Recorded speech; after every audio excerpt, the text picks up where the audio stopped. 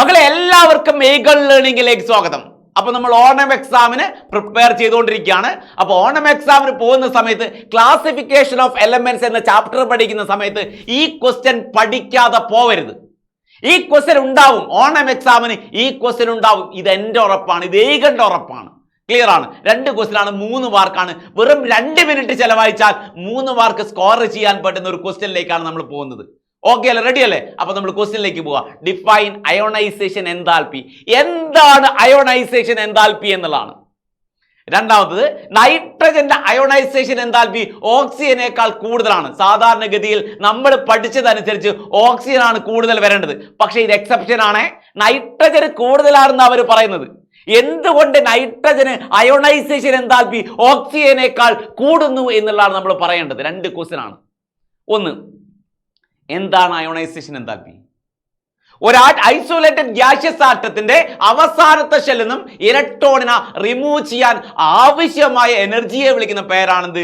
Ionisation enthalpy.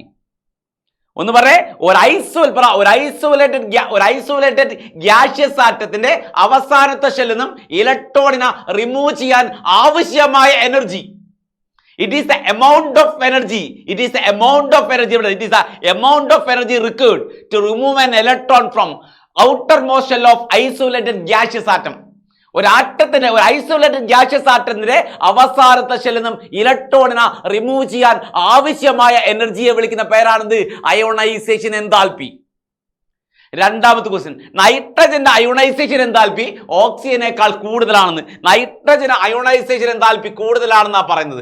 എന്തുകൊണ്ടാണ് nitrogen ionisation enthalpy കൂടുന്നത് എന്ന് നമുക്കറിയണം.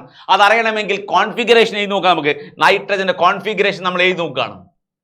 ഓക്കെ, നൈട്രജന്റെ കോൺഫിഗറേഷൻ നമ്മൾ എഴുതുകയാണ്. നൈട്രജൻ അറ്റോമിക് നമ്പർ 7 ആണ്.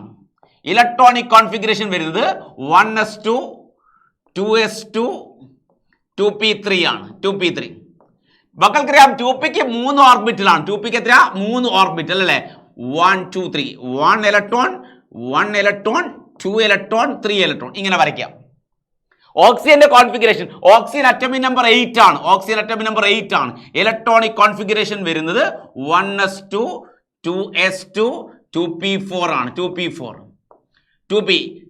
3 ഓർബിറ്റൽ 1 1 2 3 4. ഇതിൽ നൈട്രജൻ സ്റ്റേബിൾ ആണ്. നൈട്രജൻ എന്താ? സ്റ്റേബിൾ ആണ്. ആരെക്കാളും? ഓക്സിജനേക്കാളും. എന്തുകൊണ്ട് നൈട്രജൻ സ്റ്റേബിൾ ആവുന്നു എന്ന് ചോദിച്ചാൽ, നൈട്രജൻ ഹാഫ് ഫിൽഡ് കോൺഫിഗറേഷൻ ആണ്. പകുതി ഫില്ല് ചെയ്ത കോൺഫിഗറേഷൻ ആണ് നൈട്രജന്.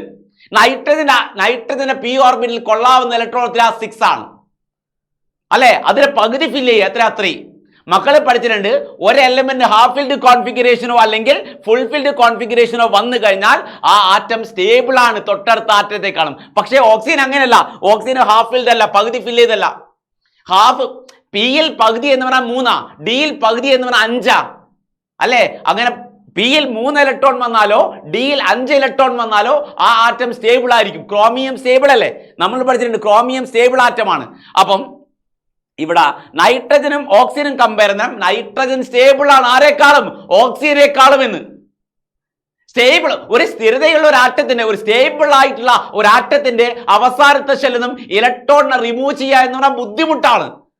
ക്ലിയർ അല്ലേ? ഓക്സിജൻ അത്ര സ്റ്റെബിലിറ്റി കുറവാ. ഓക്സിജൻ എന്താ പറയുക? ഓക്സിജൻ സ്റ്റെബിലിറ്റി കുറവ് എന്നല്ല, ആറ്റോമിക് സ്റ്റേറ്റിലാണ് പറയുന്നത്. ഓക്സിജൻ ഹാഫ് ഫിൽഡ് അല്ല. So nitrogen half filled configuration ആണ്. ഹാഫ് ഫിൽഡ് കോൺഫിഗറേഷനുള്ള ഒരാറ്റത്തിന്റെ അവസാനത്തെ ഷെല്ലിൽ നിന്നും ഇലക്ട്രോണിനെ റിമൂവ് ചെയ്യുക എന്ന് പറഞ്ഞാൽ ബുദ്ധിമുട്ടാണ്. അത് സ്റ്റേബിൾ ആറ്റമാണ്. ക്ലിയർ അല്ലേ? ഓക്കെ അല്ലേ? ബാക്കിയൊക്കെ സ്റ്റേബിൾ ആണ്, കമ്പയറബിൾ സ്റ്റെബിലിറ്റി ആണ് പറയുന്നത്. ക്ലിയർ ആണല്ലോ? സോ നൈട്രജന് അയോണൈസേഷൻ എൻതാൽപ്പി കൂടുതലാണ് ആരെക്കാളും? ഓക്സിജനേക്കാളും. ഓക്കെ അല്ലേ? അപ്പം മറന്നു പോകരുത്, നാളത്തെ ലൈവിൽ നാളെ 7:30 ക്ലാസിഫിക്കേഷൻ ഓഫ് എലമെന്റ്സും സ്ട്രക്ചർ ഓഫ് ആറ്റവും ലൈവ് 2 ചാപ്റ്ററിന്റെ കമ്പൈൻഡ് ലൈവ് ഉണ്ട്.